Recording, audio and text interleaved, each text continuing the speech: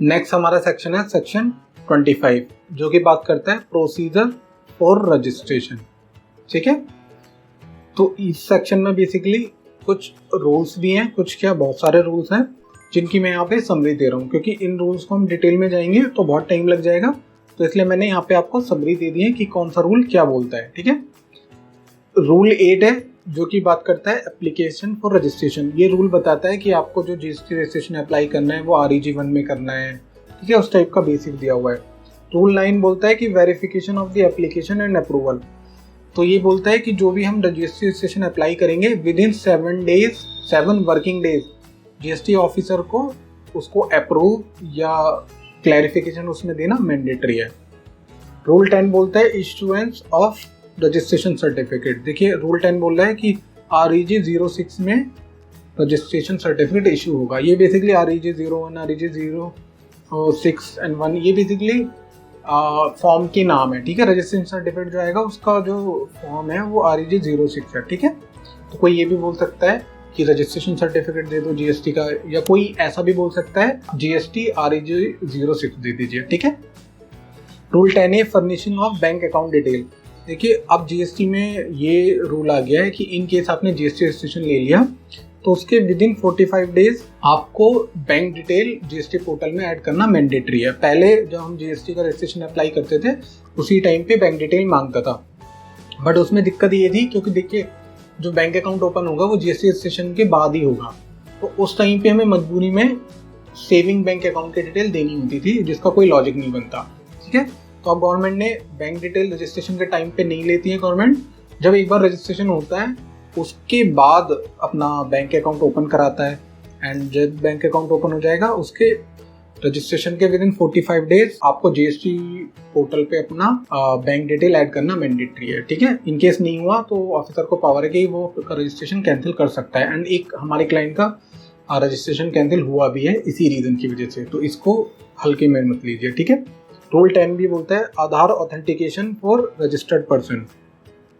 देखिए एक नया रूल ये भी आ गया है कि इन केस जो भी पर्सन जीएसटी में रजिस्टर्ड है उसको अपना आधार जीएसटी से लिंक करना मैंडेटरी है। ठीक है, एंड वो आधार OTP के थ्रू होता है। ठीक है, तो देखिए इन केस किसी का आधार मोबाइल से लिंक नहीं है तो मैं एडवाइस करूंगा कि वो अपना मोबाइल आधार से लिंक ज़रूर करा लो, क्योंकि जो भी रजिस्ट्रेशन या दूसरी फैसिलिटीज़ है वो इन केस आधार आपका मोबाइल से लिंक है तो उसमें आपको काफ़ी फैसिलिटीज़ मिलती है।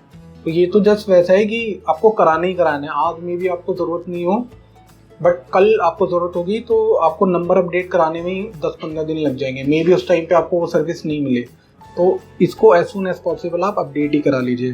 रूल 11 बात करता है separate registration for multiple places of business within a state और union territory, no business vertical.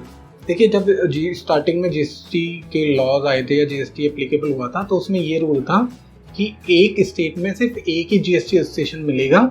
In case आपको दूसरा जीएसटी रजिस्ट्रेशन नंबर लेना है तो उसके लिए आपका बिजनेस वर्टिकल अलग होना चाहिए।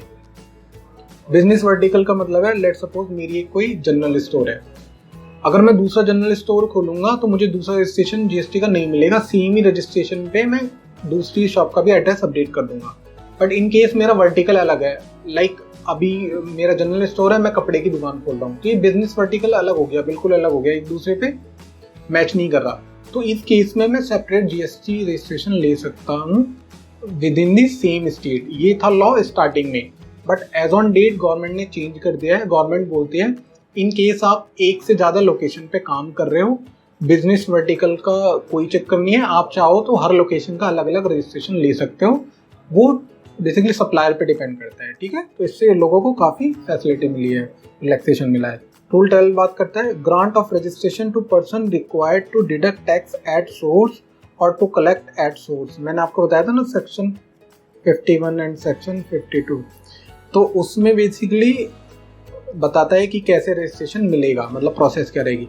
तो इसमें उसने बताया कि इसकी जो एप्लीकेशन फाइल होगी REG 07 में होगी रजिस्ट्रेशन की, एंड जो नॉर्मल टैक्स पेयर होगा उसकी REG 01 में एप्लीकेशन जाती है, बट जो सेक्शन 51, 52 में TDS या TCS की लाइबिलिटी है जिनकी, उनकी REG 07 में जीएसटी रजिस्ट्रेशन की एप्लीकेशन जाती है।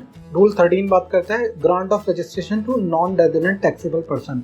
अगर देखिए इन केस कोई non resident taxable person GST registration के लिए अप्लाई करेगा तो उसकी एप्लीकेशन जाएगी REG 9 में, ठीक है।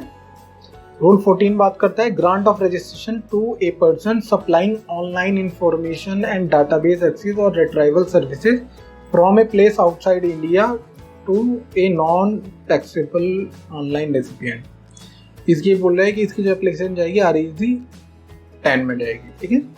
रूल 15 बात करता है extension in period of operation by casual taxable person and non resident taxable person. In case casual taxable person या नॉन रेजिडेंट टैक्सेबल पर्सन जो एक लॉ में पीरियड डिसाइड है कि इतने तक इनकी वैलिडिटी है रजिस्ट्रेशन की, उसको वैलिडिटी को एक्सटेंड कराना है तो उसके लिए उसको REG 11 एप्लीकेशन फाइल करनी पड़ेगी, ठीक है।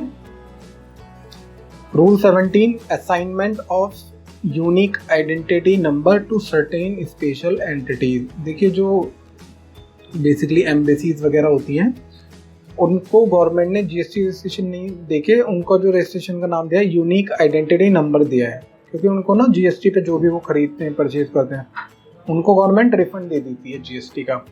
तो उसके लिए उनको एक रजिस्ट्रेशन लेना होता है जिसको रजिस्ट्रेशन नंबर को यूनिक आइडेंटिटी नंबर बोलते हैं। एंड इसको अप्लाई करने के लिए उनको जो फॉर्म फाइल करना है फॉर्म GST REG 13 फाइल करना है, ठीक है। तो ये बेसिकली रूल थे जो हमारे सेक्शन 25 में एप्लीकेबल होंगे, वो मैंने आपको यहाँ समरी दे दी है।